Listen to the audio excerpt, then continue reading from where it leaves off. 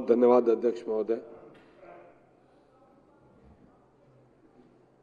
अभी मेरे साथी ने एक शेर पढ़ा था, वो कुछ अधूरा सा पढ़ दिया था, तो मैं पहले उसी से शुरुआत करूं।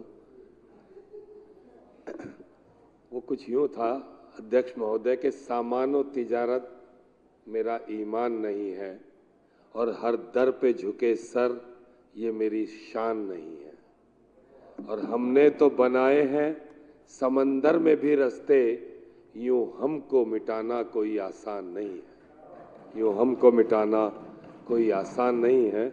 अध्यक्ष महोदय, बजट तो ऐसा पेश किया गया दिल्ली सरकार का कि जिस गली जिस कूचे से निकलते हैं लोग सराहना करते हैं, तारीफों के पुल बांधते हैं, और लोग कहते नहीं थकते हैं कि ये है सरकार, एक ईमानदार और कट्टर ईमानदार सरकार, जिसने दिल्ली के बजट को आसमान की बुलंदियों तक पहुंचा दिया। 30,000 करोड़ का बजट, 78,800 करोड़ रुपए, और तमाम चीजें दिल्ली की पब्लिक के लिए मुफ्त, बिजली मुफ्त, पानी मुफ्त, बस का सफर महिलाओं के लिए मुफ्त, इलाज मुफ्त, दवाएं मुफ्त, टेस्ट मुफ्त, तीर्थ यात्रा मुफ्त, तमाम चीजें फ्री, और उसके बाद बजट 2.5 गुना।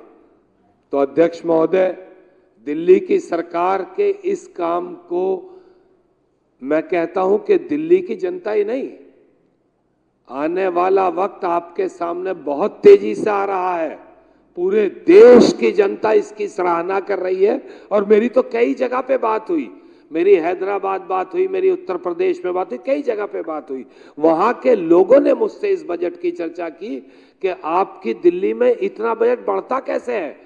तो मैंने उन्हें बताया कि दिल्ली में बस एक ही चीज है कि दिल्ली का मुखिया और उसकी फौज ईमानदार और कट्टर ईमानदार है, और उसने इस बजट को बढ़ाने में किया क्या है, उसने बस बेईमानों पर रोक लगा दी है, बाकी कोई कमाल नहीं किया है। तो इसलिए दिल्ली का बजट 2.5 गुना पहुंच गया। और अभी मेरे एक काबिल दोस्त बता रहे थे कुछ, तो जहां तक मेरी जानकारी है तो अध्यक्ष महोदय, किसी भी स्टेट में अगर वहां से कोई इनकम टैक्स के रूप में किसी रूप में अगर रेवेन्यू आता है सेंट्रल को, तो सेंट्रल कम से कम मैं समझता हूं कि 30 से 40% उसे वापस कर देता है स्टेट को। और दिल्ली तो 1,75,000 करोड़ रुपया दे रही है, तो उसका 40% अगर जोड़ के देखेंगे तो हमारा तो बहुत पैसा बन जाता है। फिर तो हमें 70,000 करोड़ से भी ज्यादा वापस मिलना चाहिए सालाना, जहां हमें 375 करोड़ मिलता है। तो अध्यक्ष महोदय, किसी काम की सराहना करना बड़े दिल का काम है, और जो इन लोगों के पास नहीं है, इन्हें आदत है कीड़ी कांटे निकालने की, और उस आदत से मजबूर है। अभी देखा मैंने कि मदन लाल जी ने एक अपना सुझाव रखा, तो इनको एकदम टीस लगी और चीख पड़े। मुझे ये समझ आज तक नहीं आया, जब जब अडानी का नाम आता है, चीस इनके पिछवाड़े पे क्यों लग जाती है। मुझे आज तक समझ नहीं आई ये बात कि अडानी का नाम आता, चीस इनके लगती है।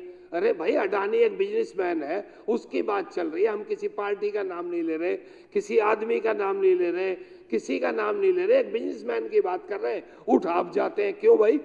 तो अध्यक्ष महोदय, ऐसा बजट आज तक पेश नहीं कर पाया कोई। मैं इस बजट की पूरी तरह सराहना करता हूं, तारीफ करता हूं, और ये काबिले तारीफ बजट है, और ऐसा बजट कोई आज तक पेश नहीं कर सका। बहुत बहुत धन्यवाद।